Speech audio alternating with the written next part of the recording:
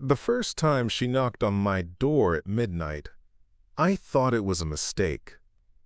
The second time, seeing her breathtaking beauty up close, those captivating eyes, that perfect silhouette in the doorway, I thought she was desperate. By the 10th time, I thought she was just a lonely housewife looking for excitement. Until I saw her wedding ring wasn't the only secret she was hiding. What I didn't realize was that I was becoming addicted too. Hey, this is the Storyline Universe channel, where we share stories that are real and feel so real, they'll make you question everything you thought you knew about life. If you enjoy this story, make sure to subscribe and give it a like. My name is Alex, I'm 29, and I live alone in a modest apartment complex in downtown Portland. I'm a freelance graphic designer, which means I keep irregular hours and value my privacy. My neighbors and I barely acknowledge each other's existence, until 3 months ago when everything changed. It started on a Tuesday night in late September. I was working late on a client project when I heard a soft knock at my door. Not the aggressive pounding of someone with an emergency, but hesitant, almost apologetic. I glanced at the clock, 11:47 p.m. Through the peephole, I saw a woman I'd never seen before. She was stunning in an understated way. Shoulder-length blonde hair, elegant even in casual clothes, with a kind of natural beauty that doesn't need enhancement. She looked nervous, glancing over her shoulder like she was afraid someone might see her. "Can I help you?" I asked through the door. "I'm sorry to bother you so late," she said, her voice soft but clear. "I think you might have gotten a package meant for me." "I'm Sarah, from 4B. There was no 4B in our building. It only went up to 3C, but something about her made me open the door anyway. Up close, she was even more beautiful. Those captivating green eyes, delicate features, a nervous smile that seemed both genuine and practiced. She was wearing jeans and a cream-colored sweater that somehow made her look both casual and elegant. "I don't think we have a 4B, I said gently. Her face flushed with embarrassment. "Oh God, I'm so sorry. I'm new to the building and I must have gotten confused about the numbering." "It's okay. What's your actual apartment number?" She hesitated for just a moment too long. 2A. I'm in 2A. I knew the woman in 2A. Mrs. Henderson, 70-something, lived there with 3 cats. But this woman seemed genuinely distressed, and it was late. "No worries about the mix-up," I said. "Would you like me to check if I have any packages that might be yours?" "That's very kind, but no, I should go. I'm sorry again for bothering you." She turned to leave, but then stopped and looked back at me. "I'm Sarah, by the way. And you are?"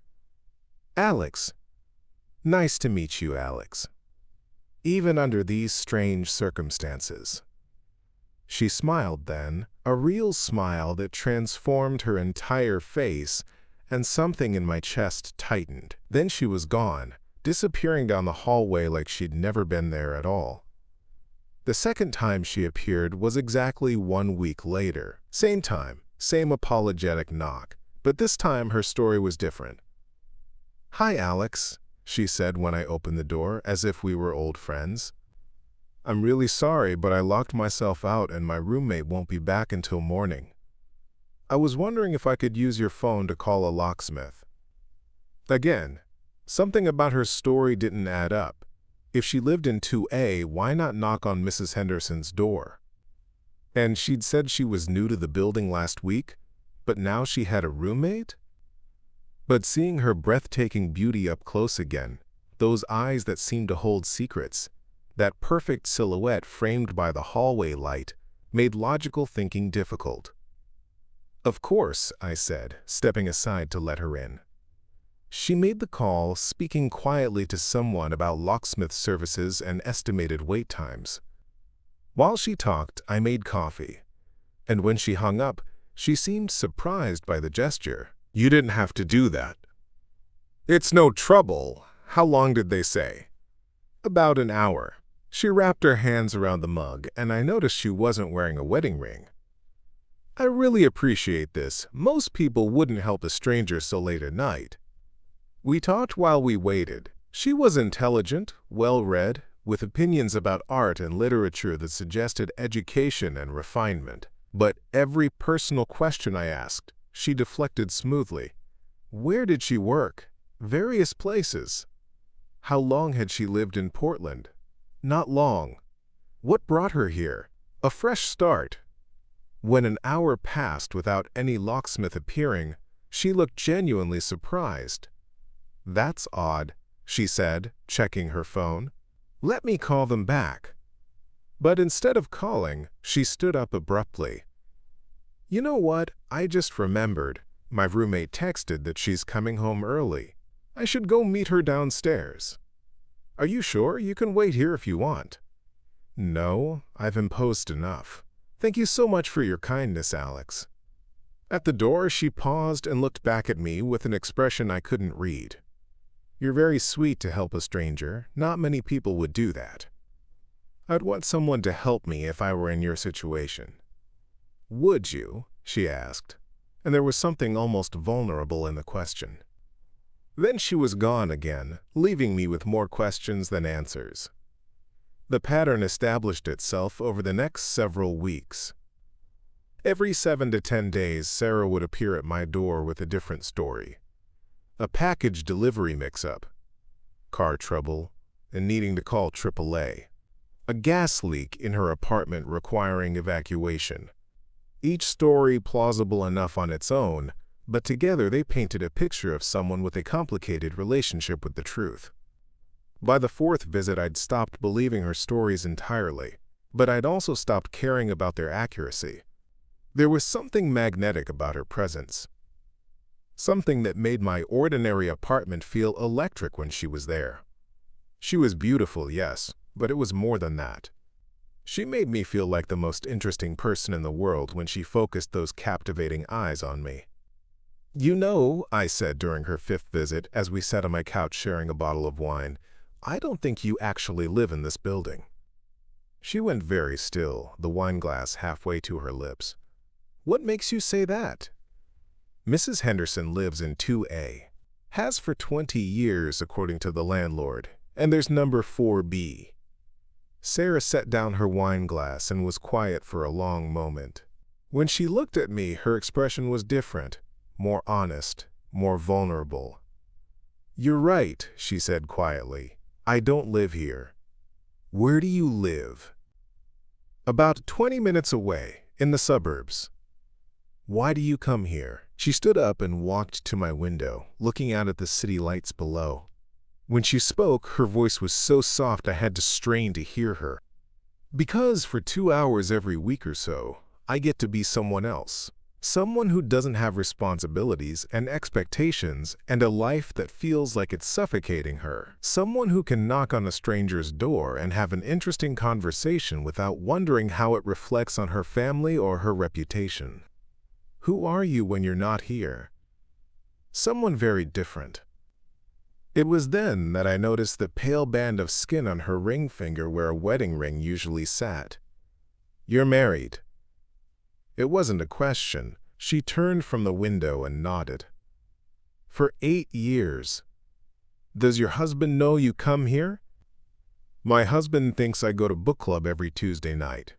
He thinks I'm reading Jane Austen and discussing themes of social propriety with other suburban wives." "What are you actually doing?" She looked at me directly, and for the first time, her smile seemed completely genuine. "Learning what it feels like to have a conversation with someone who sees me as a person, not as an extension of someone else's life." That night, she stayed later than usual. We talked about everything: her abandoned dreams of being a writer, my struggles as a freelance artist, the way life sometimes felt like a series of compromises until you couldn't remember what you'd originally wanted. "I should go," she said around 2 a.m., but she made no move to leave. "You don't have to." "I do. I have a life to get back to." "What if you didn't want to go back to it?" The question hung in the air between us. Sarah studied my face like she was trying to memorize it. That's a dangerous question, Alex. Maybe. But you keep coming back here. That must mean something. She kissed me then, soft and hesitant at first, then deeper when I responded. When we broke apart, she rested her forehead against mine. "This is exactly why I shouldn't be here," she whispered. "But you are here. But I am here." The next week, she didn't come, or the week after that. I found myself checking my phone obsessively, listening for footsteps in the hallway, wondering if I'd imagined the connection between us. When she finally appeared again, 3 weeks later, something had changed. She seemed more desperate, more fragile. There were dark circles under her eyes, and her usually perfect appearance looked slightly disheveled. "I'm sorry I stayed away," she said when I opened the door. "I thought it would be easier." "Was it?" "No." I pulled her inside and held her while she cried. Not the pretty, delicate tears of movies, but the ugly, desperate sobs of someone who'd been holding back too much for too long. "I can't stop thinking about you," she said into my shoulder. "I can't stop thinking about this place, about how it feels to be myself instead of playing a role." "Then stop playing the role." "It's not that simple."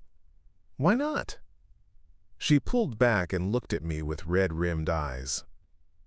"Because my husband isn't just my husband. He's a prominent attorney. Because we have a reputation in our community. Because divorce would mean losing everything I've built." "What have you built? A life that makes you so miserable you have to escape it every few weeks?" "A life that provides security, stability, a beautiful home, financial comfort, social standing. Do any of those things make you happy?" She was quiet for a long time. "I used to think they did, or I used to think they should, which felt like the same thing." That night, she stayed until dawn. We made love slowly, carefully, like we were both afraid the other might disappear. Afterward, lying in my arms as the sun came up, she traced patterns on my chest with her finger. "I've never cheated on my husband before," she said quietly. "This doesn't feel like cheating." "No?"